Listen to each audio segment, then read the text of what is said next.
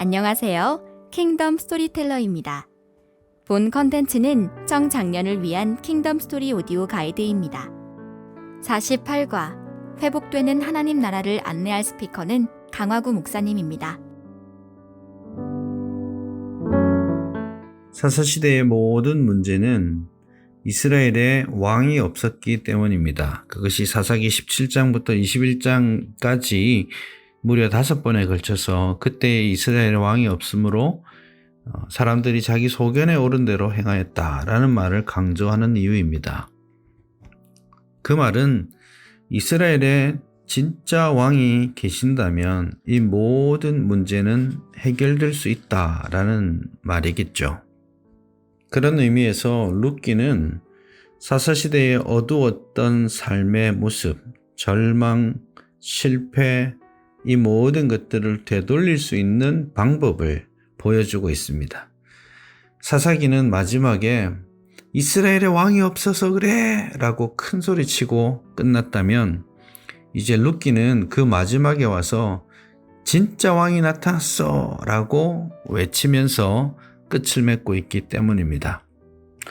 왕이신 하나님께서 이스라엘 백성들에게 자비, 헤세드를 베풀어 주신 것처럼 이제 이스라엘 백성 또한 하나님을 향해 이웃을 위해 헤세드, 자비와 충성의 모습을 보여줌으로써 참된 공동체가 회복될 수 있다라고 말씀하고 있습니다. 그렇게 이웃을 향한 자비를 제일 먼저 보여주는 사람이 바로 룻이라는 여인입니다. 이스라엘 땅의 엘리멜렉과 나오미의 가족이 모압으로 이사를 떠난 이후에 룻과 오르바를 며느리로 맞이하게 되죠. 모든 남자들이 다 죽고 말았고 나오미가 이제 고향으로 돌아갈 시간이 되었을 때 오직 룻은 자기 집으로 돌아가기를 거절하고 시어머니인 나오미를 따라 이스라엘 땅으로 돌아오게 됩니다. 나오미가 간곡하게 집으로 돌아가서 새 삶을 살라고 요청하지만 룻은 전혀 물러서지 않습니다. 어머니께서 가시는 곳에 나도 가고 어머니께서 머무시는 곳에서 나도 머물겠나이다. 어머니의 백성이 나의 백성이 되고 어머니의 하나님이 나의 하나님이 되시리니 그렇게 고백하고 있죠. 그의 굳은 마음을 확인한 나오미는 룻과 함께 베들레헴으로 돌아오게 됩니다. 만약 여러분이 룻과 같은 상황이라고 가정해 보십시오. 익숙한 모압의 고향을 떠나서 시어머니 나오미를 따라 이스라엘 땅 베들레헴으로 돌아갈 수 있겠습니까? 어쩌면 집으로 돌아가서 자기 민족과 함께 새 출발할 수 있었을 텐데 룻은 나오미와 하나님을 향한 그의 충성, 다시 말해서 헤세드를 보이고 있는 것입니다. 그리고 그 헤세드야말로 이스라엘의 잃어버린 공동체를 회복하는 근본적인 가치인 것이죠. 먹을 것이 없었던 베들레헴을 떠났던 나오미, 모압 땅에서 잘 먹고 잘 살아보려고 떠났지만 이제 돌아온 그에게 남은 것은 아무것도 없습니다. 텅 빈 인생이 되어 돌아왔죠. 과연 나오미의 삶은 그 이름대로 기쁨을 회복할 수 있을까요? 또 다른 헤세드가 필요해 보입니다. 룻기에서 룻이 나오미를 위해 헤세드를 보여주었던 것처럼 또 공동체의 헤세드를 보여주는 또 다른 사람이 바로 보아스입니다. 곡식을 추수하는 시간이 다가왔습니다. 룻은 나달이라도 주어서 시어머니를 공개하려고 하죠. 우연히 보아스의 밭으로 가서 곡식을 줍고 있는 룻의 모습입니다. 우연히 그곳에 간 것 같지만 하나님께서 보아스의 밭으로 인도하신 것이 분명합니다. 하나님께서 룻과 나오미의 삶을 이끌어가고 계신다라는 것이 눈에 보이는 것이죠. 룻은 성실하게 이삭을 주었고 그런 성실한 모습이 보아스의 눈에 띄어 보아스의 은혜를 입게 됩니다. 보아스는 룻에게 이렇게 말하죠. 이스라엘의 하나님 여호와께서 그의 날개 아래에 보호를 받으러 온 내게 온전한 상 주시기를 원하노라.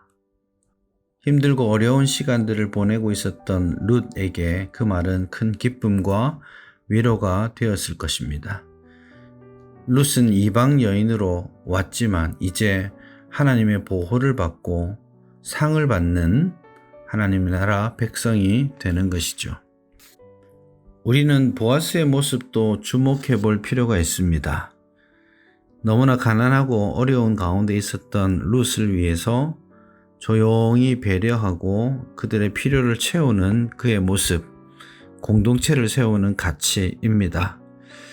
우리가 어떻게 하면 우리가 속한 교회나 이웃에게 보아스처럼 베풀고 섬기는 삶을 살아갈 수 있을지 우리 자신을 돌아보는 기회가 되었으면 좋겠습니다. 나오미는 룻과 보아스의 만남 가운데 하나님의 계획이 있음을 느낍니다. 보아스가 근족이었기 때문에 자신들의 기업을 물어줄 자가 될 것이기 때문입니다. 그때는 몰랐지만 사실 보아스보다 더 가까운 친척이 있었기 때문에 보아스가 기업을 물어줄 특별한 이유는 없었습니다. 그리고 실제로 기업 물으는 일을 했을 경우에는 나오미의 땅을 사주어야 하고 후일 룻이 낳은 오벳에게 그 땅을 물려주어야 합니다. 재산상의 손해가 있을 수 있다는 뜻이죠. 그럼에도 불구하고 보아스는 룻을 향해 나오미를 향해 자기가 할 수 있는 최선의 인애, 자비를 베풀고 있습니다. 그것이 공동체를 세워가는 헤세드의 정신이었던 것이죠.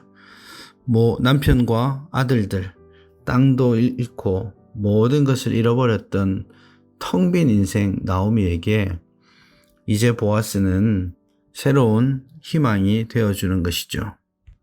보아스의 헤세드를 통해서 나오미에게 하나님의 복이 전달되고 나오미의 삶이 회복되게 되는 것이죠. 이렇게 룻기는 룻과 보아스 두 사람의 헤세드, 자비를 통해서 사사시대에는 찾아볼 수 없었던 자기의 유익만을 구했던 사사시대의 그 특징을 뒤로하고 이웃을 위해, 연약한 사람들을 위해, 필요한 사람들을 위해 자기를 희생하고 섬기는 헌신을 통해서 이 땅 가운데 하나님의 나라가 더욱 견고하게 세워질 수 있도록 하는 것입니다. 다른 사람을 향한 이 자비의 정신, 이것은 예수님의 모습 가운데 아주 뚜렷하게 나타납니다.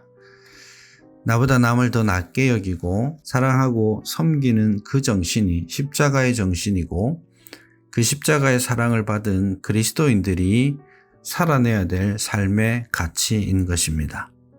나오미의 텅 빈 인생을 가득 채우시는 하나님, 나오미의 슬픔 가득한 삶을 기쁨으로 바꾸시는 하나님, 그 하나님의 손길이 룻과 보아스를 통해 나타났던 것처럼 이제 나보다 이웃의 유익을 먼저 생각하고 희생하고 충성하는 성도의 모습을 통해 하나님의 나라는 이 땅 가운데 회복되고 확장되어져 갈 것입니다. 저와 여러분들이 속한 그 공동체가 이렇게 이웃에게 하나님께 받은 그 자비, 인애의 정신을 넘치도록 흘려보내는 우리가 되었으면 좋겠습니다. 그런 공동체를 만들어갈 수 있기를 바랍니다. 하나님 나라를 위해 더욱 헌신하는 청취자 여러분 되길 바라며 이상으로 킹덤 스토리텔러를 마치도록 하겠습니다.